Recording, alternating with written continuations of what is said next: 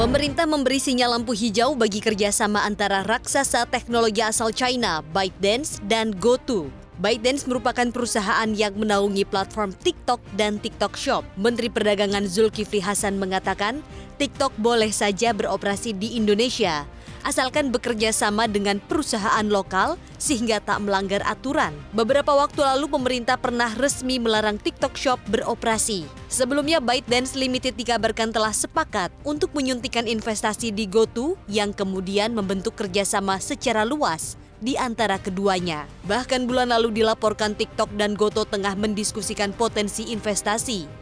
Namun opsi lainnya adalah usaha patungan atau joint venture. Hal itu mencakup pembangunan platform e-commerce baru.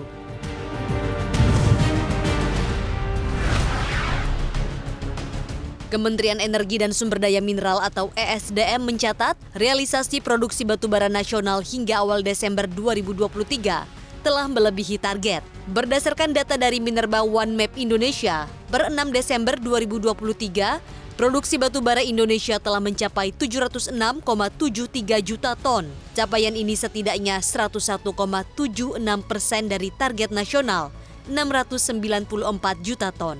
Moncernya produksi batubara tersebut juga turut mendongkrak penerimaan negara. Adapun realisasi penerimaan negara bukan pajak atau PNBP sektor Minerba tembus 158,61 triliun rupiah atau 186,07%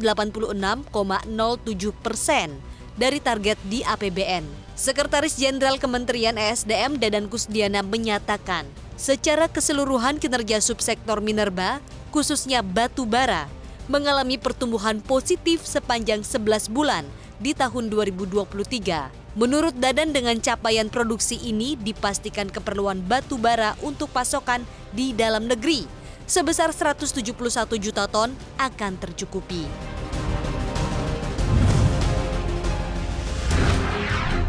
Menteri Komunikasi dan Informatika Budi Aris Setiadi berjanji proyek Menara Base Transceiver Station atau BTS 4G yang mangkrak akan selesai pekan depan. Budi Ari mengaku sudah melapor kepada Presiden Joko Widodo terkait penyelesaian proyek BTS ini. Ia memastikan proyek tersebut bisa tuntas pada tahun 2023. Sebelumnya sebanyak 5.000 BTS masih menjadi pekerjaan rumah Badan Aksesibilitas Telekomunikasi dan Informasi atau Baktikominfo.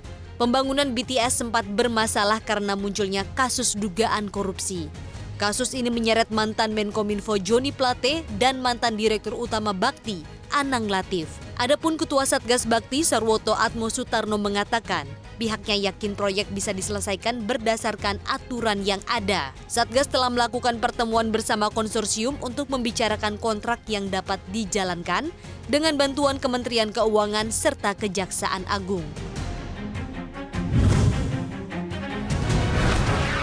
Harga Bitcoin kembali melesat cukup tinggi. Nilai satu mata uang Bitcoin tercatat sempat menembus 44.083 dolar Amerika Serikat per koin atau 683.771.000 rupiah pada Selasa 5 Desember. Lalu terkoreksi tipis ke level 43.700-an dolar Amerika Serikat per koin pada Rabu 6 Desember. Adapun harga Ether, koin yang terkait dengan jaringan blockchain Ethereum, sempat menembus di angka 2.300-an dolar per koin dan melemah ke 2.272 dolar per koin. Lonjakan tercepat Bitcoin mengangkat harga di atas 44.000 dolar Amerika Serikat di beberapa bursa kripto termasuk Coinbase untuk pertama kalinya sejak awal April 2022. Ketika kripto terbesar tersebut memperpanjang rally-nya didukung oleh penurunan suku bunga dan antisipasi untuk spot Bitcoin Dana yang diperdagangkan di bursa Amerika Serikat. Raksasa perbankan Amerika Serikat, Wells Fargo, akan melakukan pengurangan karyawan. Ini berarti bank terbesar keempat di Amerika Serikat berdasarkan aset itu menjadi salah satu bank yang paling aktif dalam melakukan PHK pada tahun ini di Amerika Serikat. CEO Wells Fargo Charlie Scharf mengatakan, proses pemutusan hubungan kerja dan pergantian staf berarti perusahaan kemungkinan akan membukukan biaya pesangon yang besar pada kuartal keempat. Saat ini perusahaan telah memprediksi pesangon yang digelontorkan mencapai 15 triliun rupiah. Juru bicara perusahaan mengungkap biaya tersebut merupakan biaya PHK pekerja yang diperkirakan akan dilakukan Wells Fargo tahun depan. Namun perusahaan menolak mengatakan berapa banyak karyawan yang akan dipangkas. Industri perbankan Amerika Serikat telah mengurangi lapangan kerja dalam 1 tahun terakhir karena mengalami kenaikan biaya pendanaan, kemerosotan transaksi di Wall Street yang berkepanjangan, dan kekhawatiran atas kerugian pinjaman.